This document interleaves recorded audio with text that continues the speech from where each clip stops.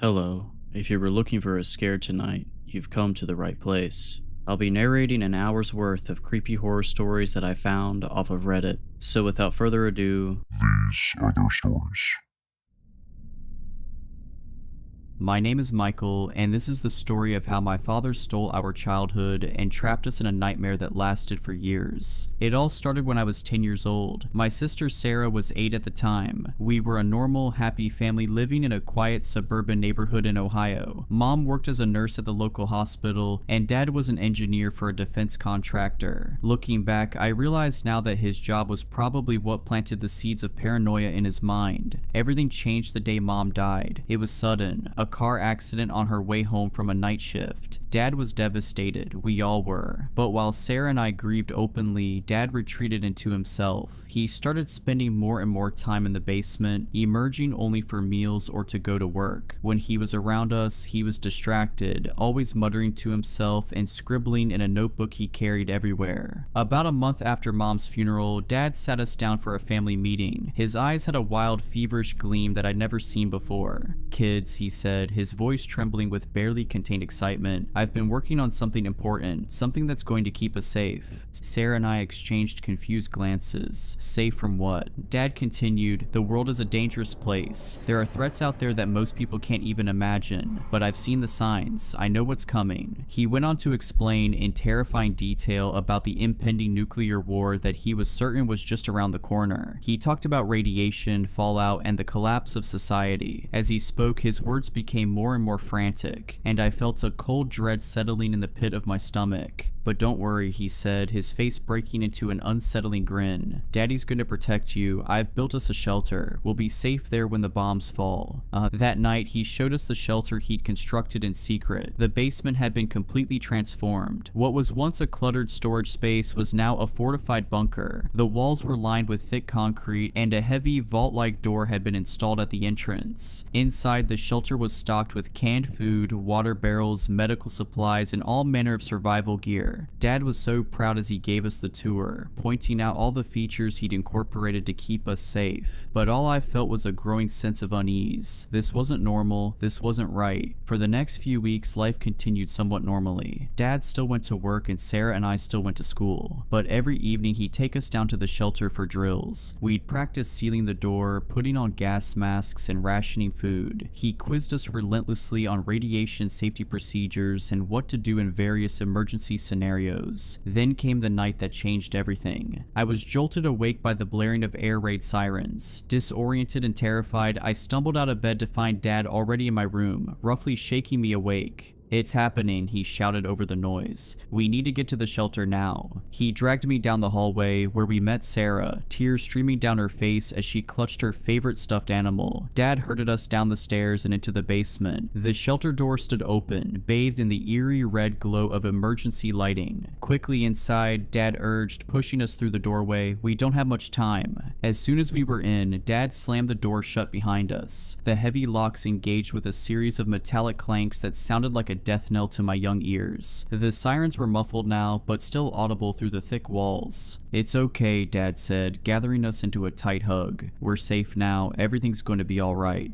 But it wasn't alright. Nothing would ever be alright again. Hours passed and the sirens eventually fell silent. We waited, huddled together on one of the cramped bunk beds Dad had installed. He kept checking his watch and a Geiger counter he'd mounted on the wall, muttering about radiation levels and fallout patterns. Days turned into weeks, and still, Dad refused to let us leave the shelter. He said it wasn't safe, that the radiation outside would kill us in minutes. Sarah and I begged to go outside, to see what had happened, to find our friends and neighbors. But Dad was adamant. "There's nothing left out there," he'd say, his eyes wild and unfocused. "Everyone's gone. We're the lucky ones. We survived." At first we believed him. We were young and scared, and he was our father. Why would he lie to us? But as time wore on, doubts began to creep in. The shelter's small TV and radio picked up nothing but static, which Dad said was due to the EMP from the nuclear blasts. But sometimes, late at night when he thought we were asleep, I'd catch him fiddling with the dials, a look of frustrated confusion on his face. We fell into a monotonous routine. Dad homeschooled us using old textbooks he'd stockpiled. We exercised in the small space to stay healthy. We rationed our food carefully, with Dad always reminding us that we might need to stay in the shelter for years. The worst part was the isolation. The shelter felt more like a prison with each passing day. The recycled air was stale and oppressive, the artificial lighting gave me constant headaches, and the silence, the awful, suffocating silence, was broken only by the hum of air filtration systems and our own voices. Sarah took it the hardest. She was only 8 when we entered the shelter, and as the months dragged on, I watched the light in her eyes slowly dim. She stopped playing with her toys, stopped laughing at my jokes. She'd spend hours just staring at the blank concrete walls, lost in her own world. I tried to stay strong for her, but it was hard. I missed the sun, the wind, the feeling of grass beneath my feet. I missed my friends, my school, the life we'd left behind. But every time I brought up the possibility of leaving, Dad would fly into a rage. "You want to die?" he'd scream, spittle flying from his lips. "You want the radiation to melt your insides, to watch your skin fall off in chunks? Is that what you want?" His anger was terrifying, and so we learned to stop asking. We became quiet, obedient shadows of our former selves, going through the motions of our underground existence. As our time in the shelter stretched from months into years, I began to notice changes in Dad. His paranoia, already intense, seemed to worsen. He'd spend hours poring over his notebooks, muttering about conspiracy theories and hidden threats. Sometimes I'd wake in the night to find him standing over our beds, just watching us sleep with an unreadable expression on his face. He became obsessed with conserving our resources, implementing stricter and stricter rationing. Our meals shrank to meager portions that left us constantly hungry. He said it was necessary, that we needed to prepare for the possibility of staying in the shelter for decades. But there were inconsistencies that I couldn't ignore. Sometimes I noticed that the labels on our canned goods were newer than they should have been, given how long we'd supposedly been in the shelter. And once I could have sworn I heard distant traffic noises while Dad was in the shower, sounds that should have been impossible if the world above had been destroyed. Slowly, a terrible suspicion began to form in my mind. What if there had never been a nuclear war? What if Dad had made it all up? The thought was almost too horrible to contemplate, but once it took root, I couldn't shake it. I began to watch Dad more closely, looking for any slip-ups or signs that might confirm my suspicions. And then, one night, I saw something that changed everything. It was late, well past the time when Sarah and I were supposed to be asleep. I'd woken up thirsty and was about to get some water when I heard the unmistakable sound of the shelter door opening. Peering around the corner, I saw Dad slipping out into the basement beyond, a duffel bag slung over his shoulder. My heart pounding, I crept after him. I reached the shelter door just as it was swinging closed, and managed to wedge my foot in to keep it from sealing shut. Through the crack, I could see Dad climbing the basement stairs. For a moment, I stood frozen, unsure of what to do. Then, gathering all my courage, I eased the door open and followed him. The basement was dark and musty, filled with shadows that seemed to reach for me with grasping fingers. I'd almost forgotten what it looked like after years in the shelter. Carefully, I made my way up the stairs, my heart thundering so loudly I was sure Dad would hear it. At the top of the stairs, I hesitated. The door to the main house was slightly ajar, and through it I could hear muffled sounds, normal, everyday sounds that shouldn't exist in a post-apocalyptic world. The hum of a refrigerator, the distant bark of a dog, the soft whisper of wind through trees. Trembling, I pushed the door open and stepped into the kitchen of my childhood home. Moonlight streamed through the windows, illuminating a scene that was both achingly familiar and utterly shocking. Everything was normal. Clean dishes in the rack by the sink, a calendar on the wall showing the current year, years after we'd entered the shelter, a bowl of fresh fruit on the counter. The world hadn't ended. It had gone on without us, oblivious to our underground prison. I heard the front door open and close, and panic seized me. Dad would be back any moment. As quietly as I could, I raced back down to the basement and into the shelter, pulling the door shut behind me just as I heard his footsteps on the stairs above. I dove into my bunk, my mind reeling from what I'd discovered. The truth was somehow worse than any nuclear apocalypse could have been. Our own father had been lying to us for years, keeping us trapped in this underground hell for reasons I couldn't begin to understand. As I lay there in the dark, listening to Dad re-enter the shelter, I knew that everything had changed. The truth was out there, just beyond that steel door, and somehow, someway, I was going to find a way to get Sarah and myself back to it. But little did I know, my midnight discovery was just the beginning. The real horrors and the fight for our freedom were yet to come. Sleep evaded me that night. I lay awake, my mind racing with the implications of what I'd seen. The world above was alive, thriving, completely oblivious to our subterranean nightmare. Every creak and groan of the shelter now seemed to mock me, a constant reminder of the lie we'd been living. As the artificial dawn broke in our windowless prison, I watched Dad go through his usual morning routine. He checked the non-existent radiation levels, inspected our dwindling supplies, and prepared our meager breakfast rations. All of it a carefully orchestrated performance, I now realized. But for what purpose? What could drive a man to lock away his own children and deceive them so completely? I struggled to act normally, terrified that Dad would somehow sense the change in me. Sarah, sweet innocent Sarah, remained blissfully unaware. I caught her eyeing the bland, reconstituted eggs on her plate with poorly concealed disgust, and my heart ached. How much of her childhood had been stolen? How much of mine?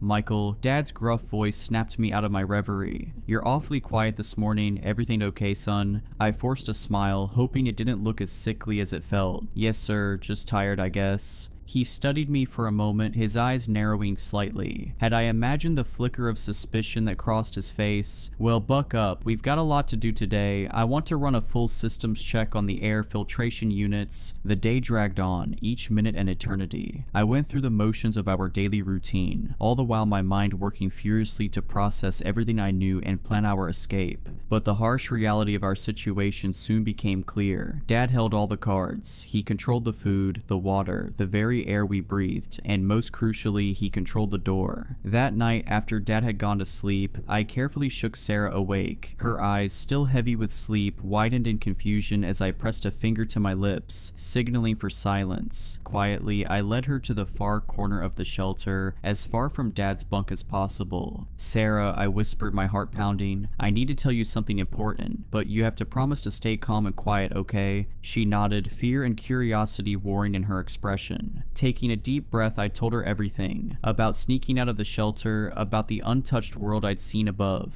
With each word, I watched the color drain from her face. But that's impossible, she stammered, her voice barely audible. Dad said the radiation. I know what Dad said. I cut her off gently. But he lied to us, Sarah. I don't know why, but he's been lying this whole time. Tears welled up in her eyes and I pulled her into a tight hug. What are we going to do? She sobbed into my shoulder. We're going to get out of here, I promise, trying to sound more confident than I felt. I don't know how yet, but we will. We just need to be patient and wait for the right moment. Little did I know how long that wait would be, or how high the cost of our freedom would climb. The next few weeks were a special kind of torture. Every moment felt like walking on a knife's edge. We went about our daily routines, pretending everything was normal, all while watching Dad for any opportunity to escape. But he was vigilant, almost obsessively so. The shelter door remained firmly locked, the key always on a chain around his neck. Sarah struggled to maintain the pretense. I'd often catch her staring longingly at the door, or flinching away from Dad's touch. More than once I had to distract him when her eyes welled up with tears for no apparent reason. As for me, I threw myself into learning everything I could about the shelter systems. I volunteered to help Dad with maintenance tasks, memorizing every pipe, wire, and vent. Knowledge, I reasoned, would be our best weapon when the time came to act. It was during one of these maintenance sessions that I made a chilling discovery. We were checking the integrity of the shelter's outer walls when I noticed something odd, a small section that sounded hollow when tapped. Dad quickly ushered me away, claiming it was just a quirk of the construction, but I knew better. That night, while the others slept, I carefully examined the wall. It took hours of painstaking searching, but eventually I found it. A hidden panel, cunningly disguised. My hands shaking, I managed to pry it open. What I found inside made my blood run cold. Stacks of newspapers, their dates spanning the years we'd been underground. Printed emails from Dad's work, asking about his extended family emergency leave. And most damning of all, a small journal filled with Dad's frantic scribblings. I didn't have time to read it all, but what I did see painted a picture of of a man spiraling into paranoid delusion. Dad wrote about protecting us from a world he saw as irredeemably corrupt and dangerous. He convinced himself that keeping us in the shelter was the only way to ensure our safety and purity. As I carefully replaced everything and sealed the panel, a new fear gripped me. We weren't just dealing with a liar or a kidnapper. We were trapped underground with a madman. The next morning, Dad announced a new addition to our daily routine: decontamination showers. He claimed it was an extra precaution against radiation, but the gleam in his eyes told a different story. He was tightening his control, adding another layer to his elaborate fantasy. The showers were cold and uncomfortable, but it was the violation of privacy that hurt the most. Dad insisted on supervising to ensure we were thorough. I saw the way his gaze lingered on Sarah, and something dark and angry unfurled in my chest. We had to get out, and soon. Opportunity came in the form of a malfunction in the water filtration system. Dad was forced to go to his hidden cache of supplies for replacement parts. It was a risk, but it might be our only chance. "Sarah," I whispered urgently as soon as Dad had left the main room. "Remember what I taught you about the door mechanism?" She nodded, her face pale but determined. "Good. When I give the signal, I need you to run to the control panel and enter the emergency unlock code. Can you do that?"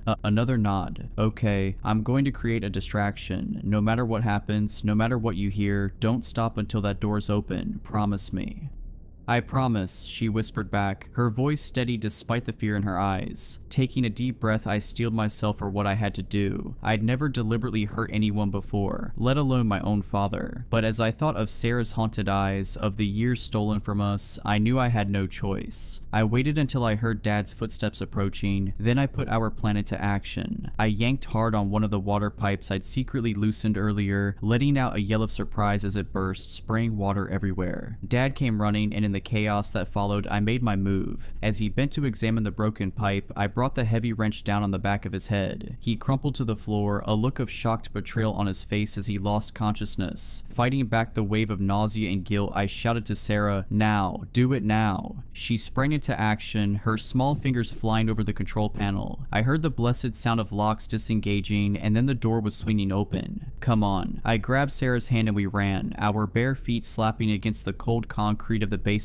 floor, up the stairs, through the kitchen that still looked so surreal in its normalcy, and finally out the front door. The outside world hit us like a physical blow. The sun, so much brighter than we remembered, seared our eyes. The wind, carrying 1,000 scents we'd almost forgotten, nearly knocked us off our feet. For a moment we stood frozen on the front porch, overwhelmed by sensations we'd been deprived of for so long. Then we heard it, a groan from inside the house. Dad was waking up. Panic lent us speed. Hand in hand we ran down the street, ignoring the shocked stares of neighbors we no longer recognized. We ran until our lungs burned and our legs threatened to give out, the sounds of pursuit, real or imagined, spurring us on. Finally, we collapsed in a park several blocks away, gasping for breath. As the adrenaline faded, the reality of our situation began to sink in. We were free, yes, but we were also alone, confused, and terribly vulnerable in a world that had moved on without us. Sarah burst into tears, the events of the day finally overwhelming her. I held her close, my own eyes stinging as I whispered soothing nonsense and stroked her hair. "It's okay," I told her, trying to convince myself as much as her. "We're out, we're safe now." But even as the words left my mouth, I knew they weren't true. Dad was still out there, and I had no doubt he would come looking for us. And beyond that, how were we supposed to integrate back into a society we barely remembered? How could we explain where we'd been, what had happened to us? As the sun began to set on our first day of freedom, I realized with a sinking heart that our ordeal was far from over. In many ways, it was just beginning. The world we emerged into was nothing like the post-apocalyptic wasteland our father had described. There were no piles of rubble, no radiation-scorched earth, no roaming bands of desperate survivors. Instead, we found ourselves in a typical suburban neighborhood, unchanged except for the passage of time. Houses stood intact, their windows gleaming in the fading sunlight. Neatly trimmed lawns stretched out before us, the scent of freshly cut grass almost overwhelming after years of recycled air. In the distance, we could hear the familiar sounds of modern life.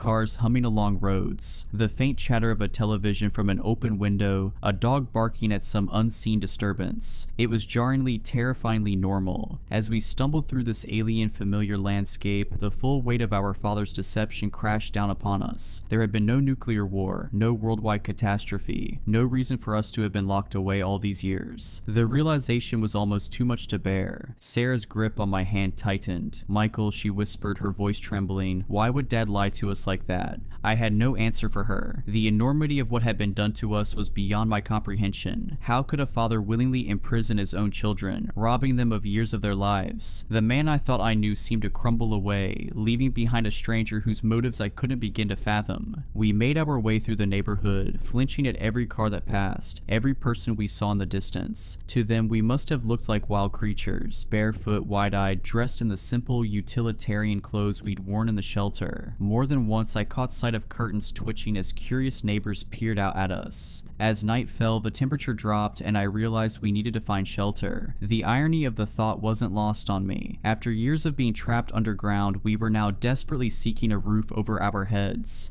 "I think I know where we can go," I told Sarah, the ghost of a memory tugging at me. "Do you remember Mrs. Callahan, Mom's friend from the hospital?" Sarah's brow furrowed as she tried to recall. "The nice lady with the cats?" "That's right," I said, relieved that at least some of our memories from before remained intact. "She lived a few blocks from us, if she's still there." It was a long shot, but it was all we had. We made our way through the darkening streets, every shadow seeming to hide a threat. More than once I was sure I heard footsteps behind us, only to turn and find nothing there. Finally, we reached a small, well-kept house with a porch light glowing warmly. The nameplate by the door read Callahan, and I felt a surge of hope. Taking a deep breath, I rang the doorbell. Long moments passed. I was about to ring again when the door creaked open, revealing a woman in her 60s, her gray hair pulled back in a loose bun. Her eyes widened in shock as she took in our appearance. "My God," she breathed. "Michael, Sarah, is that really you?" Before I could respond, she had pulled us into the house and enveloped us in a fierce hug. The familiar scent of her perfume, the same one she'd worn years ago, brought tears to my eyes. "We thought you were dead," Mrs. Callahan said, her voice choked with emotion. "Your father said there had been an accident, that you'd all died."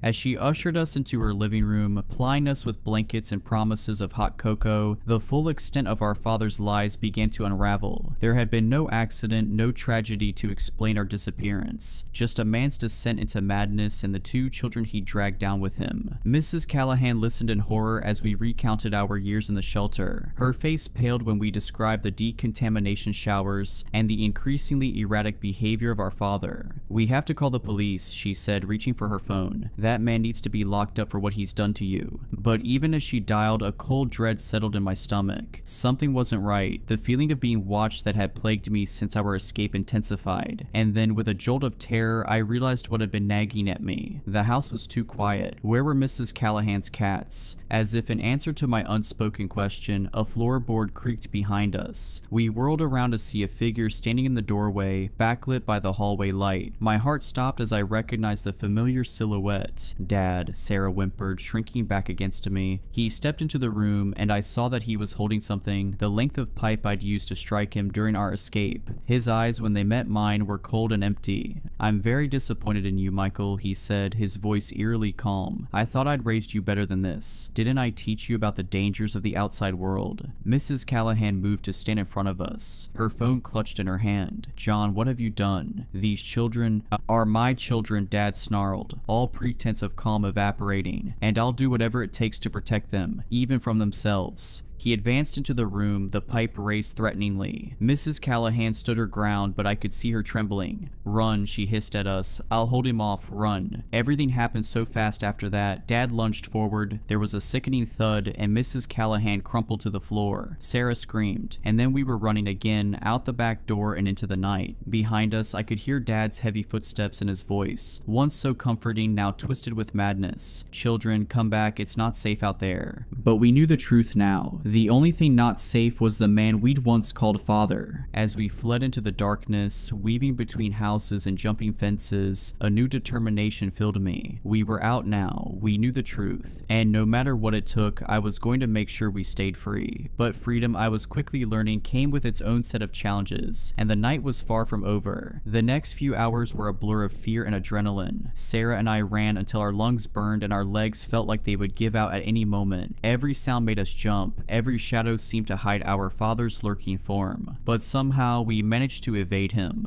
As dawn broke, we found ourselves in a small park on the outskirts of town. Exhausted and with nowhere else to go, we huddled together on a bench, watching the world wake up around us. People jogged past, dogs barked in the distance, and the smell of fresh coffee wafted from a nearby cafe. It was all so beautifully, painfully normal. "What do we do now?" Sarah asked, her voice small and scared. Before I could answer, a police car pulled up beside the park. 2 officers got out, their eyes scanning the area before landing on us. My heart raced, but I forced myself to stay calm. This was what we needed, help from the authorities. As the officers approached, I saw recognition dawn in their eyes. They'd been looking for us. What followed was a whirlwind of activity. We were taken to the police station where gentle-voiced detectives asked us questions about our time in the shelter. Social workers were called, and all the while, the search for our father intensified. They found him 3 days later, holed up in an abandoned building on the edge of town. He didn't go quietly. In the end, it took a team of negotiators and a SWAT unit to bring him in. The man they arrested bore little resemblance to the father we once knew. Wild-eyed and ranting about protecting his children from the corrupted world, he seemed more monster than man. The trial was a media sensation. Our story captivated the nation, sparking debates about mental health, parental rights, and the long-term effects of isolation. Experts were brought in to explain our father's descent into paranoid delusion. Some painted him as a victim of his own mind, while others condemned him as a monster. For Sarah and me, it was a painful process of reliving our trauma in the public eye, but it was also cathartic. Each testimony, each piece of evidence presented, helped to dismantle the false reality our father had constructed around us. In the end, he was found guilty on multiple charges and sentenced to life in prison. As they led him away, he looked at us one last time. "I only wanted to keep you safe," he said, his voice breaking. It was the last time we ever saw him. The years that followed were challenging. Sarah and I had a lot to catch up on. Years of education, social development, and life experiences that had been stolen from us. We underwent intensive therapy, learning to process our trauma and adjust to life in the real world. It wasn't easy. There were nightmares, panic attacks, and moments when the outside world felt too big, too overwhelming. Simple things that others took for granted, like going to a crowded mall or watching fireworks on the 4th of July, could trigger intense anxiety for us. But slowly, painfully, we began to heal. We learned to trust again, to form relationships with others. We discovered the joys of simple freedoms, the feeling of rain on our skin, the taste of fresh fruit, the simple pleasure of choosing what to wear each day. Sarah threw herself into her studies, making up for lost time with a voracious appetite for knowledge. She's in college now, studying psychology with a focus on trauma and recovery. She wants to help others who have gone through similar experiences. As for me, I found solace in writing. Putting our story down on paper was terrifying at first, but it became a way to exorcise the demons of our past. This account you're reading now, it's part of that process, but even now, years later, there are moments when the old fears creep back in. Sometimes I wake up in the middle of the night, convinced I'm back in that underground prison. In those moments, I have to remind myself that it's over, that we're safe now. Yet a part of me wonders if we'll ever truly be free. The shelter may have been a physical place, but its walls still exist in our minds. We carry it with us, a secret bunker built of memories and trauma. And sometimes, in my darkest moments, I catch myself checking the locks on the doors, scanning the horizon for mushroom clouds that will never come. Because the most terrifying truth I've learned is this: the real fallout isn't radiation or nuclear winter. It's the lasting impact of a parent's betrayal, the half-life of trauma that continues long after the danger has passed. And that, I fear, may never fully decay. So if you're reading this, remember, the most dangerous lies aren't always the ones we're told by others. Sometimes they're the ones we tell ourselves to feel safe. Question everything, cherish your freedom, and never take the simple joys of life for granted. Because you never know when someone might try to lock them away.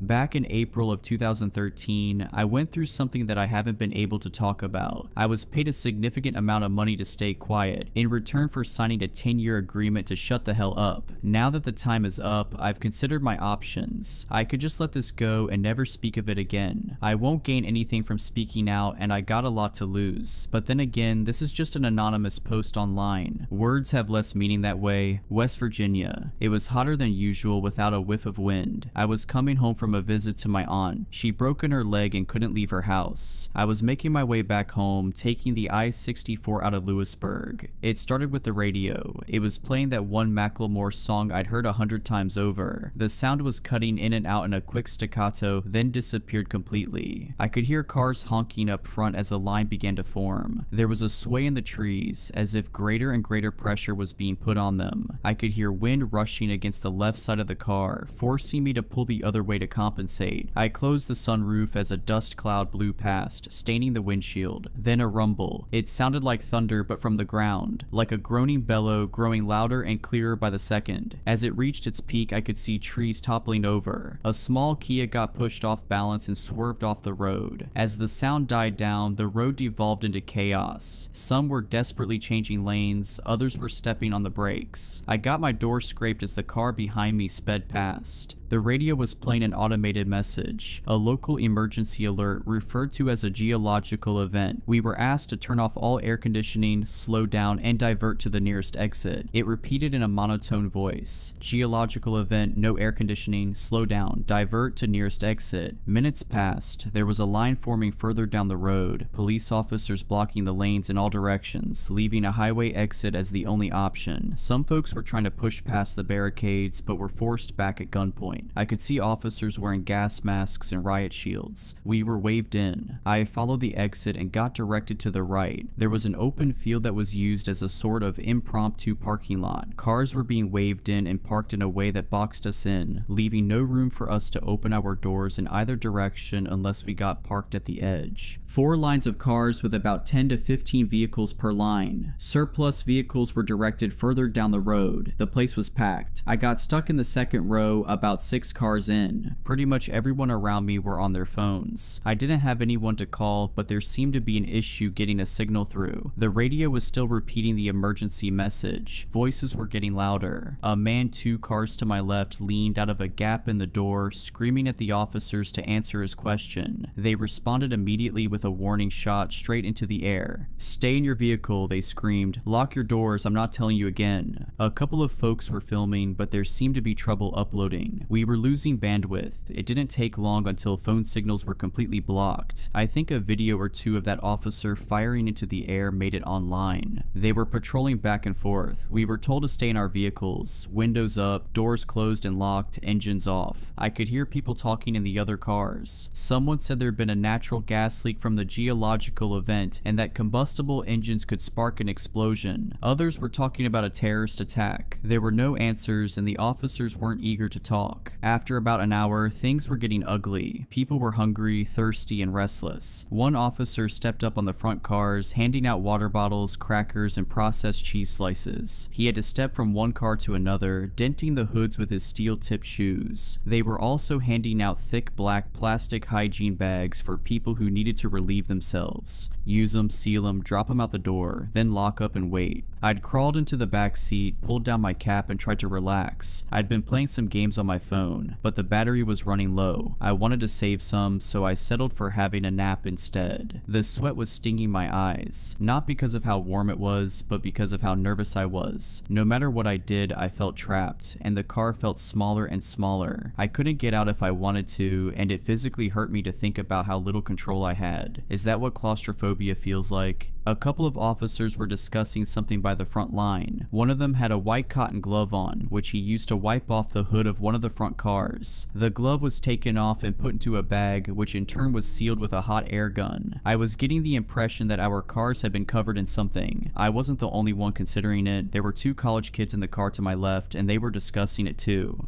"Anthrax," one of them said. "Gotta be."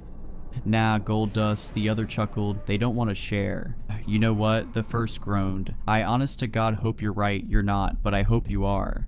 Screw you. I joined in the conversation shortly after. I offered another explanation, something combustible, something that might blow up if we started our cars. They were willing to consider this. The car behind me couldn't hear us, but the driver held up a notebook with the text. If we do know COMPILATION.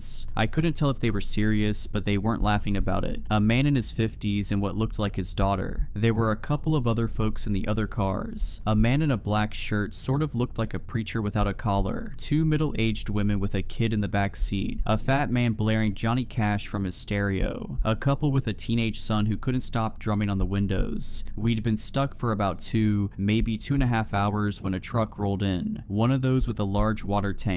It was unmarked, looked civilian. As it rolled in, they were calling out on the megaphone. "We'll be hosing your vehicles down," they said. "Keep everything locked and closed. Then we'll be covering your vehicle with protective plastic while we wait for it to dry. After that, we'll start letting you go in an orderly manner." I repeat, most of us were relieved. It was only a matter of time now. It was getting dark. They were getting up on the cars, hosing them down thoroughly. It smelled of chlorine, so maybe they'd mixed something into the water. As they came to my car, they stepped up on it and double-checked the sunroof, making sure it was locked and secured. They sprayed the car down, bathing it in chemical stink, the kind that gets stuck to the back of your throat. It took a long time for them to finish, at least an hour or 2. After that, they were rolling out a kind of plastic cover at the short side of the lot, the kind you use to protect pools or rain covers for football fields. They used 2 squad cars to slowly drape the thing over the entire lot, securing the edges with large rocks. "Please stay calm," they called out as the plastic crawled over us. "I know this is uncomfortable, but this is for your own safety. Once the cleaning is done, you will be free to go. Stay inside your vehicle at all times." I repeat,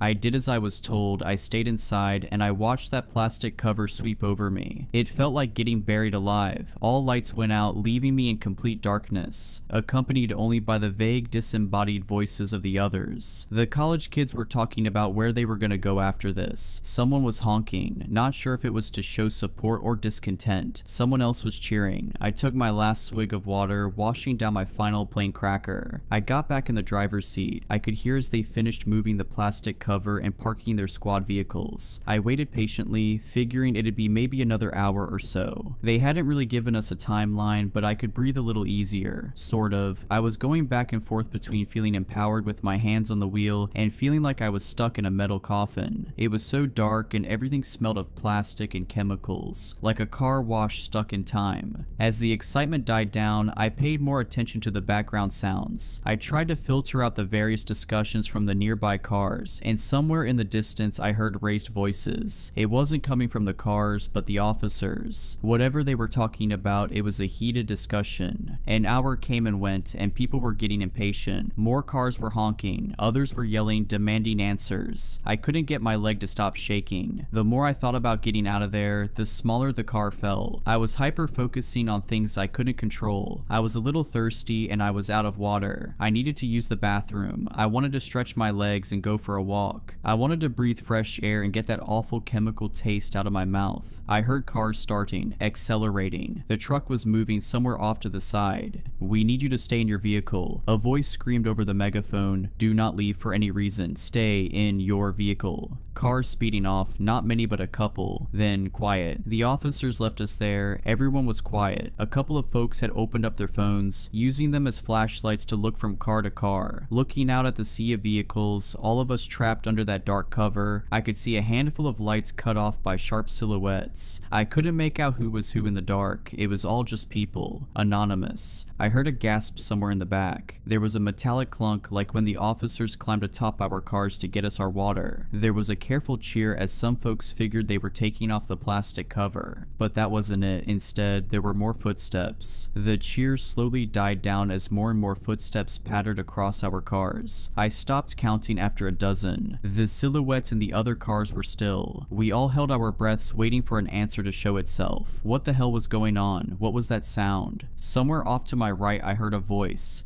"Who's up there?" It sounded like an older man. I'd seen a pickup truck that way earlier. Almost as a response, the footsteps stopped. There was a faint clicking sound, like someone snapping their tongue against the roof of their mouth. Click, click. And from further away, a click in response. From somewhere to my left, another couple clicks. Then a cascade of clicks. Dozens, maybe hundreds. There was an awful metallic noise coming from my right, then breaking glass. A scream cut short, followed by several irregular taps of the car horn. One of the silhouettes in the distance turned into a blur as something passed through the windshield, cutting through the plastic cover. Somewhere in the front row, the roof of a car was cut wide open. Someone was pulled up out of their seat. 2 cars back from where I was, there was more glass breaking. It sounded like a wild animal got in. I could see a weak hint of red spattered against the passenger side windows. I wasn't getting any air. I could feel my heart beating through my chest as my arms started shaking. My hands were cramped around the steering wheel, and I felt sweat dripping down my shoulders. I couldn't control it. I didn't even see what was going on, but these sounds, these screams, they awakened something primal. This was danger, a threat. My body knew long before I did. The college kids in the other car were ducking down. One of them waved a hand at me as if telling me to get down. I nodded. I scrambled into the back seat. I couldn't see where I was putting my hands or my feet. Everything is different in the dark. As I tumbled my way over, my foot accidentally tapped the car horn. It was a quick tap, a fraction of a second, but to me it was the loudest sound in the world. I was lying on my stomach in the back seat, and within seconds something heavy climbed onto the hood of my car. I could feel the car buckling. It was much heavier than the man who'd passed out water bottles. I held my hands in front of my mouth to stop the panting, but I just ended up snorting up sweat instead. My nose stung as I bit my tongue, listening to every metallic groan as whatever was outside moved and shifted. Click, click. And from behind my car, a click in response. There were no lights being held up anymore. Everyone was cowering, going quiet. I pushed myself up against the door behind the driver's seat, trying to make myself as small as possible. I could hear the frame of the car complain as something slowly moved. When it came to my sunroof, there was a slight crack. That made it stop. Another crack. I silently shook my head as if trying to ask the car to stop. That thing was going to break, and it did. My legs were showered with glass as a big blob of plastic cover dipped into my car. Something big came tumbling into the front seat, still covered in protective plastic. It twitched and spun around, its clicking turning from a careful question-like noise to a never-ending barrage. It was calling for help, alerting others, and it was cutting its way through the plastic. There were footsteps coming from every direction, some of them leaping from car to car, some of them leaping far enough to skip a car as they hurried. I was going to be swarmed within seconds. I fumbled with my hands, accidentally cutting my thumb on the broken glass. I managed to open the passenger side door, but even at its widest, and even when pressing into the college kid's car, it wasn't enough room to get out. Still, I had to try. I pressed myself into the gap and exhaled as much as I could, flattening my chest. While the thing thrashed around inside my car, I could feel my vision going faint. Black spots popped up at the edge of my vision. My arms were going weak, and yet by some miracle, I made it through. As my face hit the gravel of the makeshift parking lot, I felt the burn of residual chemicals. I swallowed my instinct to run, instead staying on my stomach, forcing myself to crawl under my car. There were more of them, some climbing on, some off. My chest was pressed to the ground as the weight shifted. I heard breaking glass from the windshield and tearing fabric. Something was stuck up there and it was furious, like a trapped animal. I could hear the college kids mumbling to one another, trying to stay calm, one assuring the other that all they had to do was stay low, stay quiet, and wait. Then something slammed into the passenger side door, the one I'd crawled out of. The door was pressed up against the neighboring car, then fell haphazardly to the ground, completely off the hinges. An ink-black, bird-like foot touched the ground right next to me. I've looked it up since. There were 3 toes forward, 1 toe backward, all clawed. Anisodactyl feet similar to that of many birds of prey, except larger than a human foot and with smooth, oil-slick skin. It must have been heavy, at least 400 pounds. If the clicking noise came from its mouth, I can approximate that it was somewhere around 6 feet 7 to 6 feet 9, or taller. It could have been hunched over. How it managed to walk in the gap between the vehicles is beyond me, but I suspect it was very thin. It daintily walked from my car to the others as if scanning for something. I could barely see anything in the dark, but this thing seemed to navigate it perfectly. It didn't bump into anything. There was a tap on the glass of the car behind me to my right, and someone got startled. A short scream and the hunt was on. This time was different. It must have caused some kind of chain reaction, as all of a sudden the plastic cover was getting torn up left and right, people were clawing their way out of their cars. I heard someone kicking against their windshield, another was trying to open their door. I could hear it slamming against the side of the car next to them, and off in the distance there was gunfire, just a couple of shots. The college kids in the car next to me slammed their doors open and followed my lead. They rolled onto the ground and under their car. There was a little more light coming in as the cover had been torn above. Their faces were red from tears, and one of them was desperately trying to call for help on his phone. The other grabbed the phone out of his hand. A short scuffle ensued, ending with them putting on a ringtone and sliding the thing as far to the left as they could. Whatever car that phone landed under was demolished. Every window broken, every passenger gone. I could hear the grinding as a seat was ripped in two and thrown away. In a matter of seconds, an entire vehicle was torn to pieces as a dozen of those things swarmed it. "Shut up," one of the college kids repeated. "Shut up, shut up, shut up." Something reached under my car. It scraped against the sole of my shoe, tearing a hole all the way to my big toe. I hurried forward, scurrying like a lizard. The college kids noticed and followed suit. I don't think they thought about it too much. It was just movement and they went for it. I made it 2 cars down before I got stuck. There was something dark in the way and I couldn't get around it without exposing myself. I couldn't see what it was, but it didn't take long for me to figure it out. There was a meaty crunch, as if someone was biting chunks out of a piece of meat. It was struggling to get through the fabric of their clothes, making a snapping noise as threads gave way. A pool of blood rolled under the car, staining the tip of my fingers. It was still warm. One of those things were eating a victim. I hunkered down, trying to remember to breathe, and I stayed there, waiting for a chance. Any chance. I must have stayed there for at least an hour, hearing every bite, every crack of bone and snap of sinew, satisfied clicking noises. As it finished its meal, it wandered off, dragging the remains along. They were moving forward. Something heavy walked over the car I was hiding under, dragging a body along. Slowly, the footsteps disappeared. It was quiet again, and in that quiet, I found my footing. I made my way to the edge of the plastic cover. I listened one final time, pushed one of the weights away, and slipped through. They were gone, and I was out. I could feel my chest growing lighter, allowing me to breathe. I wanted to cry from relief. A breeze was picking up, drying the sweat on my brow and carrying the smell of grass. Stepping back, I turned towards the sea of cars to see how bad the damage was. And then I saw one. It was a bit off to the side, perching on top of an old Honda. At a glance, it looked like a tall person, covered in a slick black ink. But looking closer, you could see the strange bird-like feet, the pointed nails, the long row of shark-like teeth on a mouth that was far too wide. I froze. The thing rose to its full length, easily over 7 feet tall. It looked ready to pounce on me. I had nothing to defend myself with. I couldn't make any sudden moves. I wouldn't even be halfway under the car before that thing would be over me. 100 thoughts raced through my mind, but there was nothing I could do. I was out of options, but the thing just looked at me. It raised a slice of raw meat. Blood dripped onto the plastic cover. It looked at me curiously, taking a bite. Then, as if nothing had happened, it wandered off, satiated. I was left there, shaking like a dry leaf. And with the last of those things gone, all that was left was the panic. It didn't take long for the officers to return. The plastic cover was removed, but we couldn't go home. Not after this. Some folks signed a waiver and were let go immediately. They weren't allowed to talk about what they'd seen, and in return, they get a hefty sum of insurance money. Others demanded answers and were taken into custody for obstruction of justice. A few others still were too panicked to make any kind of sense and had to be checked out by medical personnel. A total of 14 people died. It was described by a combination of causes: a traffic pileup, carbon monoxide poisoning, animal attack. I think there was something about an escaped convict too. Excuses all over the place, and the times were all wrong, spread out through a couple of days to more smoothly blend into accident statistics. And if you wanted to go home and get your insurance money, you had to sign a non-disclosure. I did too. I know the college kids did as well. It was a miracle they made it out, but I saw them. 34 cars had to be towed, 18 people wounded, 6 seriously so. 4 people lost at least one limb. One guy had an arm ripped off halfway up his collarbone. I don't know how he survived. Most people never saw those things up close. They just remember the screams and the breaking glass. Sometimes at night, that's all I hear too. Closing my eyes reminds me of lying under those cars, feeling the pressure as the weight shifted. I still get trouble breathing. I think a part of me is still stuck there. It stayed in my vehicle.